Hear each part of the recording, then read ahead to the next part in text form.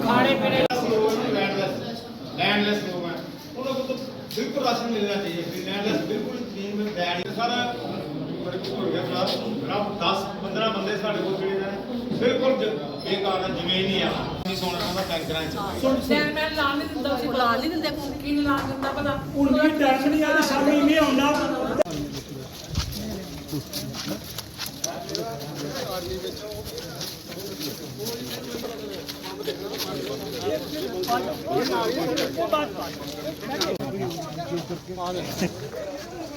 सारे नहीं आए सर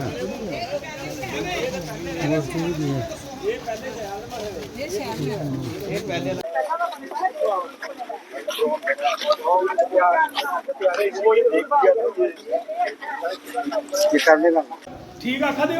अस थोड़े कन्ने जिन्ना भी सकता तुझे पता है पहला टाइम होया कि पूरे जम्मू खिते चा एक MLA छड़िया कोई MLA नहीं बनया लेकिन फिर भी अस दिन राती थोड़े कन्ने तारा साहब सारे प्रेसिडेंट भी हैं असैम्बली के MLA भी हैं श्रीनगर का जितने दिन असैम्बली च भी गल होगी चीफ मिनिस्टर के साथ भी गल होगी दिल्ली में भी बात होगी जितना पॉसिबल होगा आपकी डिमांड जो है वो हाईलाइट की जाएगी। आप सबसे पहले तो जो अनप्रोवोक्ड शेलिंग यहाँ पे हुई है चाहे वो इंटरनेशनल बॉर्डर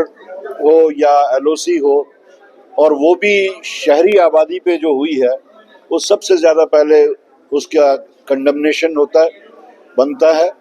कि बावजूद इसके कि सामने उनके शहरी आबादी है और जिस तरीके से उन्होंने शहरी आबादी के ऊपर ये शेलिंग की ये इंसानियत सोच है वो और इंटरनेशनल कन्वेंशंस के अगेंस्ट भी है। उसके बाद में आज जो हम यहाँ नंगा विलेज में आए हैं जो बिल्कुल 0 पॉइंट है यहाँ पे लास्ट पोस्ट भी इंडिया की है जो बिल्कुल बगल में है तो यहाँ के लोगों की जो हमने हालत देखी उस पे बहुत ही अफसोस है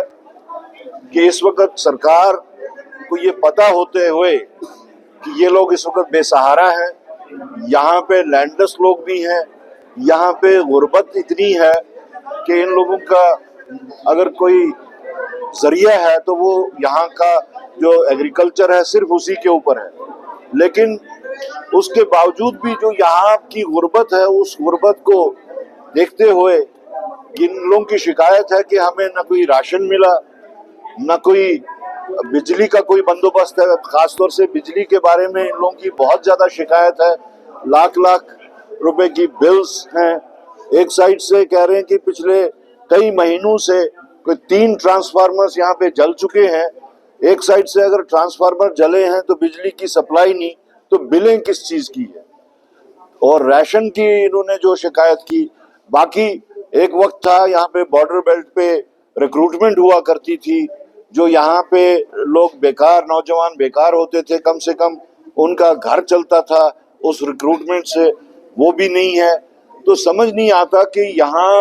अगर पब्लिक रिप्रेजेंटेटिव हैं तो वो क्या कर रहे हैं।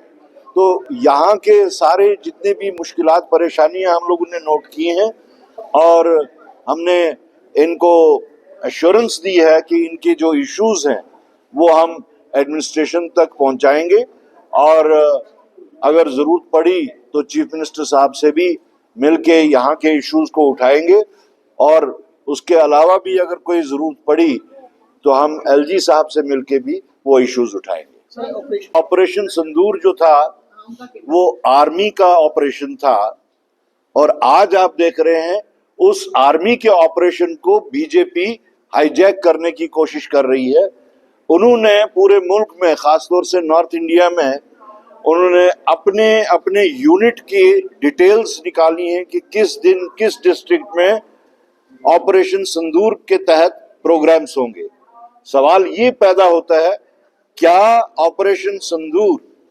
ये आर्मी का ये फोर्सेस का ऑपरेशन था या बीजेपी का ऑपरेशन था। तो लगता ये है एक साइड से कांग्रेस पार्टी हमारे लीडर राहुल गांधी जी ने कहा कि जो वाक़ा हुआ है चाहे पहलगाम का वाक़ा हो चाहे इस शेलिंग से जो नुकसानात हुए हैं या जो जंग का वाक़ा हो इसको हम पॉलिटिसाइज नहीं करेंगे। उनका कहना था कि हम नेशन के साथ हैं, हम नेशन की जो इस वक्त सरकार है उनकी तमाम कार्रवाइयों के साथ है, हम इस पे सियासतगिरी नहीं करेंगे। तो दूसरी साइड से अब अगर बीजेपी को सवालात पूछे जा रहे हैं, बहुत सारे सवालात हैं, पहलगाम के बारे में भी सवालात हैं,